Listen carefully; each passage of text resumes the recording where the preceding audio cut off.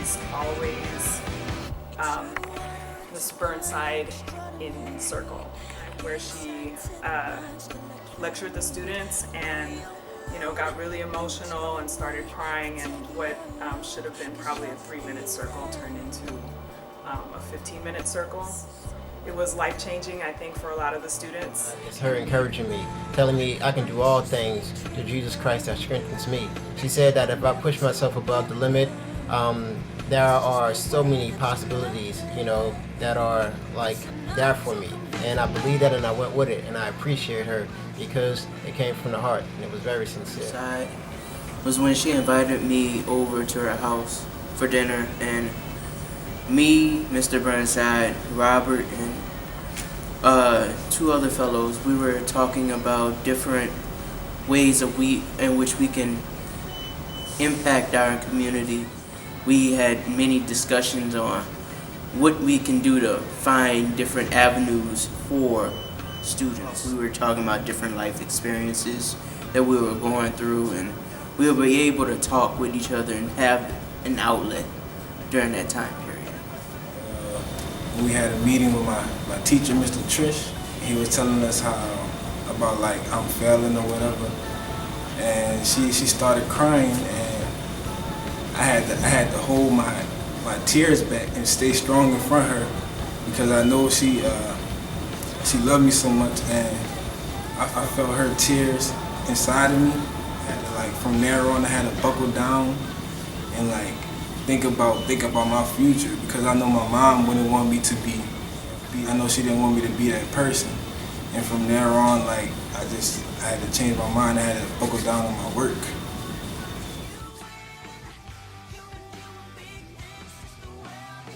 She left a really lasting impact on me when I was trying to get some applications in for the class of 2013, I think, and she was telling me when I was struggling with my last couple of students, she looked at me and said, those are the students that need your help the most. Like, that is one of the foundational things I'll remember for the rest of my life. Like, those Burnside impacted me a lot through educating me through college, taking me under her wing, and never giving up on me as a student, as a person. When I was a young kid, always menacing, but I matured over the time. Kind-hearted person, man. Somebody who just keeps going and very passionate, and she expresses that by showing people that she cares for, that same passion, that same drive that she have, and I'm very deeply grateful for that, man.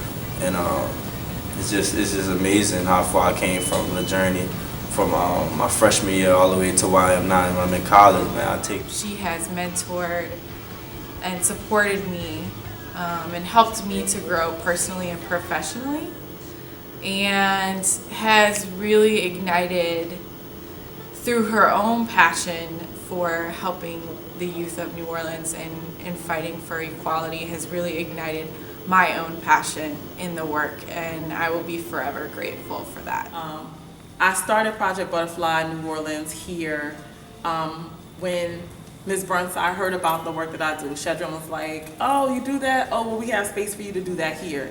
And it wasn't something I had thought about doing seriously until she created space for me to do that.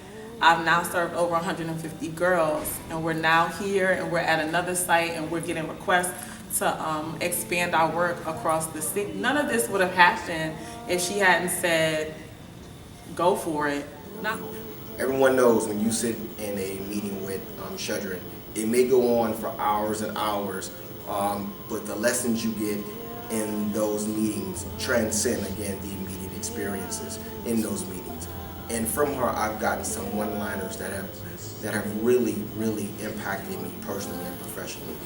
And one of the most profound one-liners that I have from her that has resonated with me was, I extend grace, so I receive grace. That one-liner has impacted me in ways that I can't even explain.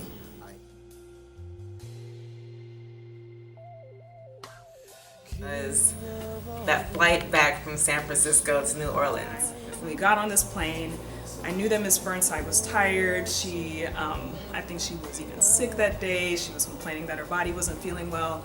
And so before the plane was about to take off, we were actually able to get off the plane and get something to eat. We were all hungry.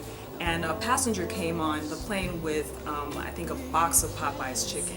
And being hungry and seeing Sherdren, seeing you jump over the airplane seats to go get us some Popeyes.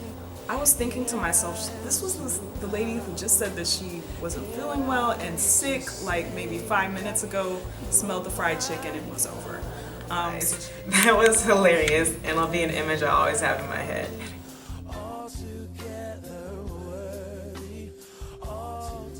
A true educator.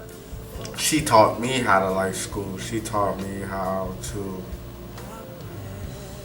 love simply reading a book and evaluating life and searching for answers and looking for hope in dark places. She taught me how to not just educate myself, not just to dumb down the answer, but to magnify it, and also how to search for reasons that are positive and how they can influence my life. And her commitment to the students. She has this thing of not giving up on any child, no matter how bad the circumstance may be. And I've observed her over the years meet some very challenging situations that would call for the best in a person. And she would hang in there, and it was always in the best interest of our kids. It was all. Having built this program, there would be no College Track New Orleans without Sherdren's advocacy for the need for a college track in New Orleans. So I don't ever think that anyone will be able to think about this program without thinking about the work that she has put in to have gotten us to this point. So she will always be a part of this history and this story. College Track New Orleans is the house that Sherdren built. Literally meaning that the space that we have now is a direct result of her work and her commitment to giving us a space where our students can navigate freely and purposefully and staff can feel comfortably. Figuratively, this is a home that Sherdren built. This synergy and energy that we have here, this warm and this nurturing space, is all because of Sherdren's intentional practices of making sure that students feel this is not like a school or a rigid structure, and staff feel the same. And so her legacy would be that this is your home, away from home, literally and figuratively. Everything that she does starts with love. Love for the students, love for their families, love for the work, love for excellence. And so that permeates everything that she does, and it rubs off on everyone else. She has set us up to continue that legacy because it is steeped in that wonderful value of love. Ms. Burnside, I just want to say thank you for the opportunities that you've been able to give me and bless me with. Like I said, you had this vision that you had for everything, for the kids, for the community, and you went out there and you made it happen. And there's a lot of people that are very grateful for that. I wish you all the luck in your work with your ministry.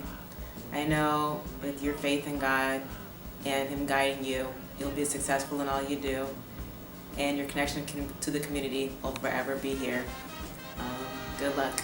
Be that human, be honest, be authentic, be organic, continue to be a blessing to others, and continue your legacy to being a long sufferer, your legacy of being a gift and a blessing to everyone who comes within your sphere of influence. So those are my warm wishes, but you're not going anywhere. Okay.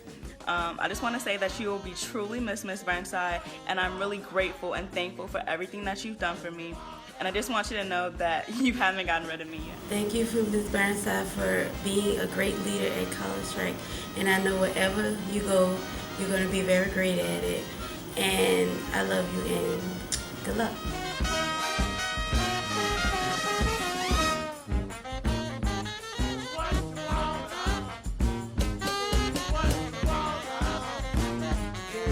Let's rock.